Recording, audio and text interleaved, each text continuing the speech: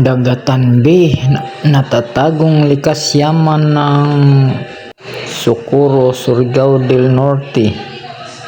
Ganda ng tanawin dito, parang virgin forest, tapos may lake na malapad, malawak, malalim, kulay blue yung tubig, pero dagat yan, hindi yan tabang. May mga pambot na dumaan, galing yan doon sa Sohoton Cave, mga turista. Dito ang daanan, may entrance. Kung gusto mong maligo din, may mga floating cottage. Mamaya bababa tayo doon, puntahan natin yung floating cottage, panoorin natin yung kapaligiran. Ayan, lakad-lakad muna tayo ng masilayan ang paligid.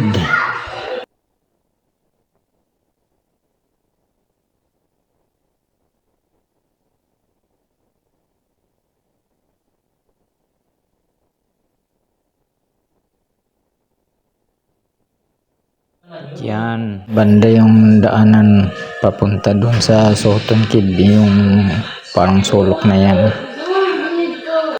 Napapagitnaan ito ng kagubatan, matataas na mapunong bundok. Ayan, sa paligid.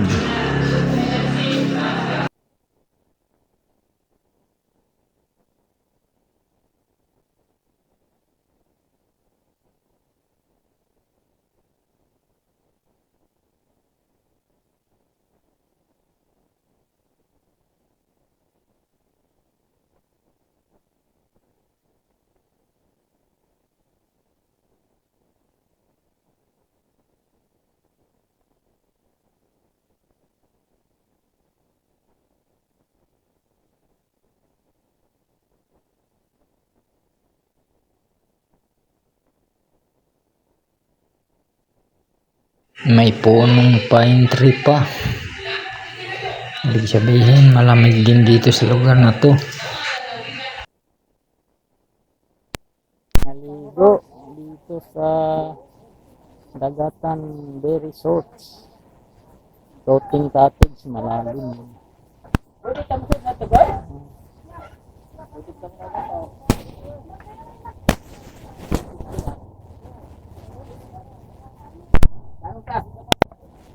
Ayan, bababa kami dito sa paliguan. Naligaw dito sa Dagatan Bay Resort.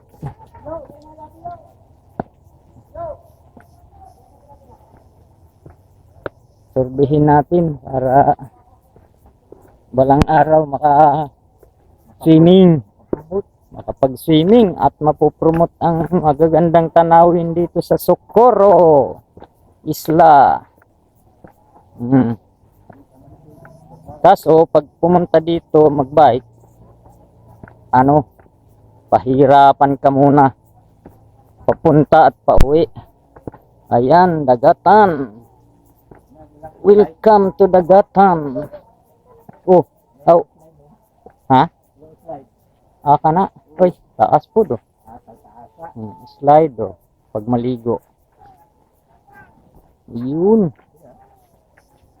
Ito yung floating. Ito yung reception. Ito po yung diving board.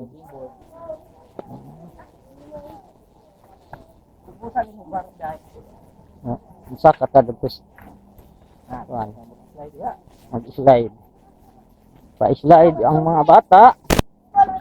Bibidyohan natin. Tubig di sapnot na ini padulas ninyo.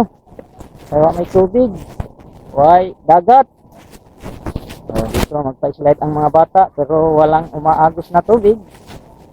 Hindi. Mabagal. Kaya walang butora. Hop.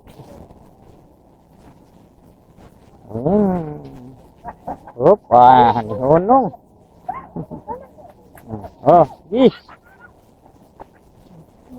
Ay. Ah.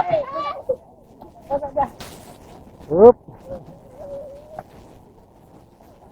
Ayun ang floating cottage ko. Magkayak.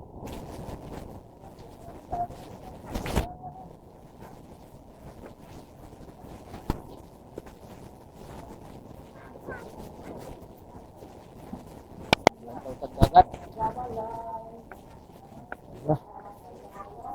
Pwede din po na mag-overnight diri no. Na. Na. Ito ano ba?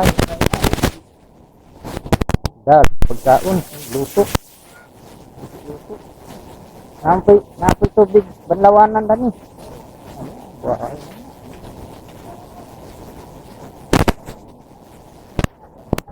Kari gikan amat turus. Bikin shooting gikan. Ayan, mana itu pasuhuton stage. Sa bangka. Dan para maraming turista.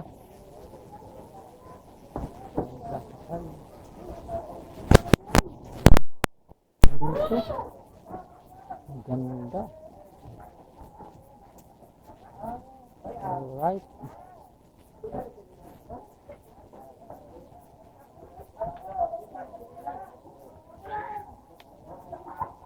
Floating yung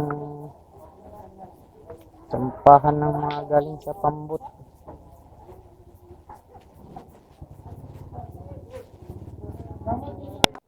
Balik na, ahon na ulit. Punta doon sa karsada. May baitang, mayroon namang pwedeng madaanan ng sasakyan. Pag may sasakyan doon sa karsada. Dito hanggang dito lang, ayan oh, may bao-bao. Kasi yan, ahon na doon sa karsada mismo.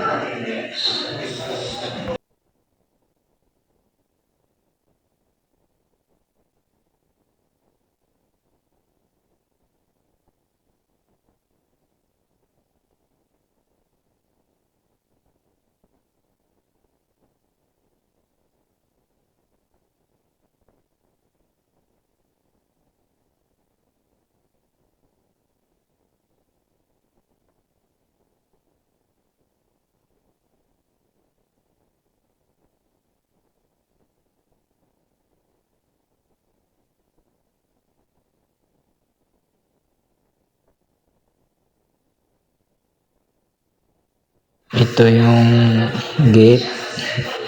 Dito magbabayad ng entrance kung pupunta sa Suhuton Cave at saka kung maligo dito sa Dagatan Bay Floating Cottage. May bayad yung cottage depende sa laki at sa dami ng capacity.